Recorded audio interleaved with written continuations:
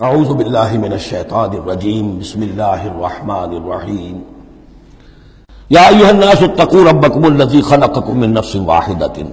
اب دیکھیے معاشرتی مسائل کے ضمن میں گفتگو ہے تو ایسی بنیادی بات سے شروع کی ہے، اے لوگوں اپنے اس رب کا تقوی اختیار کر لو جس نے تمہیں ایک جان سے بنایا، وخلق منہا زوجہا، اور اسی سے اس کا جوڑا بنایا۔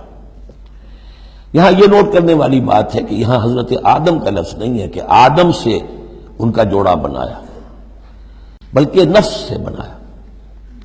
اس میں وہ بات پوری طریقے سے ایکوموڈیٹ ہو سکتی ہے کہ یہاں مراد کیا ہے؟ نو ایک ہے، جن سے دو ہیں۔ بکرا بکری نو ایک ہے، جنس دو ہیں، ایک ہی نو سے، اسی نو سے تمہارا جوڑا بنایا۔ ہیومن بینگز ہومو سیپینز نو ایک ہے، اسپیشیز ایک ہے، لیکن اس کے اندر ہی سے وہ سیکشول ڈفرینسیشن جو ہوئی ہے اس کے حوالے سے جوڑا بنا ہے۔ یا ایھا الناس اتقوا ربکم الذی خلقکم من نفس واحدۃ وخلق منھا زوجہا وبث منھما، اب یہاں پر مراد ہیں وہی آدم اور حوا، ان دونوں سے پھیلا دیے زمین میں کثیر تعداد میں مرد اور عورت، رجالا کثیرا ونساء۔ یعنی اس تمدن انسانی کو اگر آپ ٹریس کریں گے، پیچھے لے جائیں گے، تو اس کی کامن ایک اس کی بگننگ ہے، ایک انسانی جوڑا آدم اور حوا۔ اس رشتے میں پوری نوع انسانی جو ہے رشتہ اخوت میں منسلک ہو جاتی ہے، اس لیول پر جا کر۔ ایک ہے سگے بہن بھائی، ایک ہے دادا دادی پر جا کر کزنز مل جائیں گے، پردادا پردادی پر جا کر اور ایک لمبا بس حلقہ ہو جائے گا۔ چلتے جائیے تو آدم و حوا کی نسل جو ہے وہ جا کر آخر بالآخر ایک پیرنٹس ہیں، ایک کپل ہے، آدم اور حوا۔ واتقوا اللہ الذی تساءلون بہ والارحام، اور اس دیکھیے ایک ہی آیت میں دوسری مرتبہ پھر تقوی کا حکم، اور تقوی اختیار کرو اس اللہ کا جس کا تم ایک دوسرے کو واسطہ دیتے ہو۔ آپ کو معلوم ہے کہ دنیا میں فقیر بھی مانگتا ہے تو اللہ کے نام پر مانگتا ہے، اللہ کے واسطے مانگتا ہے، اور اکثر و بیشتر معاملات جو تمدنی ہوتے ہیں، گھریلو جھگڑے ہوں، ان کو بھی جب نمٹانا ہوتا ہے تو آخر کار کہنا پڑتا ہے کہ اللہ کا نام مانو اور تم یہ بات چھوڑ دو، اپنی اس ضد سے باز آ جاؤ۔ تو جہاں آخری اپیل کرنی ہے اللہ کے حوالے سے تو اس کا تقوی اختیار کرو، تو یہ جھگڑے ہو گئی نہیں، اس کے احکام پر چلو۔ اس نے سوسائٹی کے مختلف طبقات کے حقوق معین کر دیے، مرد کے حقوق، عورت کے حقوق، رب المال کے حقوق، عامل کے حقوق، مضاربت ہے تو ایک وہ ہے کہ جس کا سرمایہ ہے اور ایک وہ ہے کہ جو کام کر رہا ہے، دونوں کے کیا حقوق ہیں، کیا اختیارات ہیں۔ اگر ان کی پیروی کی جائے، ان کی پابندی کی جائے تو جھگڑا نہیں ہوگا۔ والارحام، اور رحمی رشتوں کا لحاظ رکھو۔ یہ وہ رحمی رشتہ ہے جیسا کہ میں نے بتایا، والدہ پر جا کر بہن بھائی ایک ہو گئے، دادی پر جا کر ایک اور بڑی تعداد میں ایک ہو گئے، یہ رحمی رشتے ہیں۔ لیکن انہی رحمی رشتوں کو پھیلاتے چلے جائیے تو کل بنی آدم، اور جتنی بھی بنات حوا ہیں وہ سب ایک ہی نسل سے، ایک ہی باپ اور ایک ہی ماں کی اولاد ہیں۔ ان اللہ کان علیکم رقیبا، یقیناً اللہ تعالیٰ تم پر نگران ہے۔ یہ تقوی کی روح ہے۔ اگر یہ خیال رہے کہ میں کسی کی نگاہ میں ہوں، کوئی مجھے دیکھ رہا ہے، میرا ہر عمل اس کی نگاہ میں ہے، چھپا ہوا نہیں ہے، چاہے میں نے سب دروازے بند کر دیے، کھڑکیاں بند کر دی اور پردے لگا دیے، سب کچھ ہو گیا، لیکن ایک آنکھ سے میں نہیں چھپ سکتا۔ ان اللہ کان علیکم رقیبا، اگر یہ مستحضر رہے تو پھر تقوی ہوگا، پھر اللہ کے حکم کی پابندی کی جائے گی۔ اب دیکھیے یہ حکمت نبوت ہے صلی اللہ علیہ وسلم، اس آیت کو حضور نے خطبہ نکاح میں شامل کیا، کیونکہ نکاح کا موقع کیا ہوتا ہے کہ ایک مرد ایک عورت کے درمیان پھر وہی رشتہ ازدواج قائم ہو رہا ہے، آدم کا ایک بیٹا، حوا کی ایک بیٹی، پھر اسی رشتے میں منسلک ہو رہے ہیں جس میں کہ آدم اور حوا تھے۔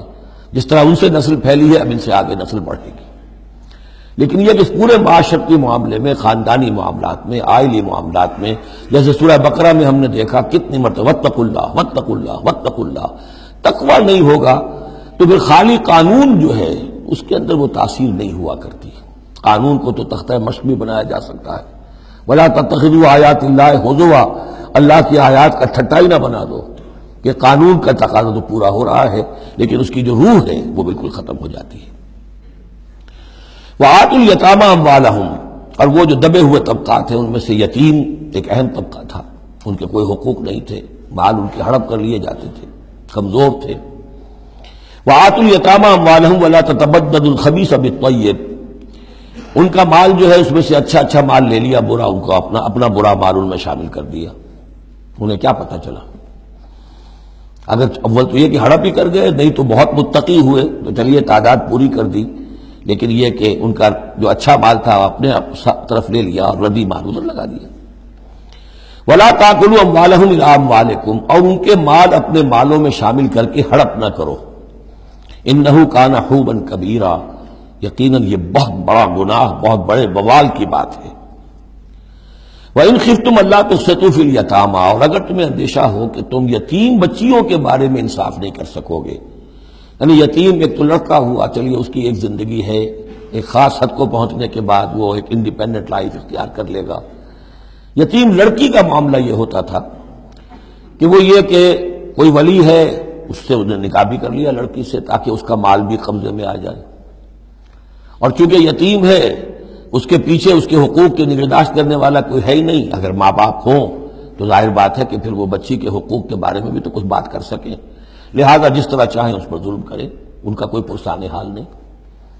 تو اس میں خاص طور پر کہ یتیم ایک تو ہے لڑکا اور ایک لڑکی یتیم۔ وآتوا الیتامی، اسے منکرین سنت نے، منکرین حدیث نے اس آیت کو مختلف طریقے سے وہ تعبیر کیا ہے، لیکن وہ میں یہاں اس وقت بیان نہیں کر سکتا۔ جو مفہوم میں صحیح سمجھتا ہوں، جو سلف سے چلا آ رہا ہے، جو حضرت عائشہ صدیقہ رضی اللہ تعالی عنہا سے مروی ہے، تو میں وہی بات بیان کر رہا ہوں۔ یہاں جو ہے دوسری آیت میں، یہ تیسری آیت میں، وہ یتامہ سے مراد ہے یتیم بچیاں، یتیم خواتین۔ وَإِنْ خِفْتُمْ أَلَّا تُقْسِطُوا فِي الْيَتَامَىٰ فَانكِحُوا مَا طَابَ لَكُم مِّنَ النِّسَاءِ مَثْنَىٰ وَثُلَاثَ وَرُبَاعَ، تو پھر یہ ہے کہ تم ان یتیم بچیوں سے نکاح مت کرو، اور تمہیں جو پسند ہو، اگر ضرورت ہے دو دو تین تین چار چار کی حد تک تمہیں اجازت ہے، نکاح کر سکتے ہو۔ تعدد ازدواج کی یہی آیت قرآن مجید میں، لیکن یتیم بچیوں کے تم ولی بن کر کہیں اور ان کی شادی کرو تاکہ ان کے حقوق کے لیے پاسبان بن کر تم کھڑے ہو سکو، ورنہ یہ کہ تم نے انہیں اپنے گھروں میں ڈال لیا تو پھر ان کے حقوق کا کون ہوگا جو باز پرس کر سکے تم سے۔ فَإِنْ خِفْتُمْ أَلَّا تَعْدِلُوا، البتہ یہ جو ہم نے آزادی دی ہے دو دو تین تین چار چار، اس کی ایک شرط ہے، اور وہ یہ کہ اگر دو شادیاں ہیں، تین ہیں، چار ہیں، تو عدل ہو۔ وَإِنْ خِفْتُمْ أَلَّا تَعْدِلُوا، اگر تم ان میں برابری نہ کر سکو، یہ اندیشہ ہو، فَوَاحِدَةً، تو پھر ایک ہی شادی کرو، ایک ہی بیوی، اس سے زائد نہیں۔ او ما ملکت ایمانکم، اور دوسرا کھاتا یہ ہے، یا جو تمہاری ملک یمین ہو، جو لونڈیاں ہوں، جو جنگوں میں غزوات میں جو بھی آتی تھی، وہ ایک علیحدہ معاملہ ہے، ان کی تعداد کے اوپر کوئی تعین نہیں ہے، لیکن پھر شادی ایک ہوگی۔ اگرچہ اس میں آگے چل کر بات آ جائے گی کہ اس انصاف میں قلبی رجحان اور میلان شامل نہیں ہے، جو چیز گنتی کی ہو سکتی ہے، ٹائم کتنا گزار رہے ہو، کس بیوی کے پاس کتنا، سب اس میں مساوات ہونی چاہیے۔ نان نفقہ کیا دے رہے ہو، کپڑے کیسے دے رہے ہو، ان تمام چیزوں میں جو کاؤنٹ ہو سکتی ہیں، جو مادی چیزیں ہیں، جو دیکھی بھالی جا سکتی ہیں، اس میں انصاف اور عدل لازم ہے۔ البتہ دلی رجحان اور میلان جس پر کہ انسان کو قابو نہیں ہوتا، اس میں گرفت نہیں ہے۔ ذالک ادنیٰ اللہ تعولوا، یہ اس سے قریب تر ہے کہ تم ایک ہی طرف کو نہ جھک پڑو، کہ ایک ہی بس بیوی کی طرف سارا میلان ہے، رجحان ہے، اور جیسا کہ آگے آئے گا کہ دوسری جو ہے یا دوسری جو ہیں وہ معلق ہو کر رہ گئی ہیں کہ نہ وہ شوہروں والی ہیں اور نہ وہ آزاد ہیں کہ کہیں اور نکاح کریں۔ صدق اللہ العظیم۔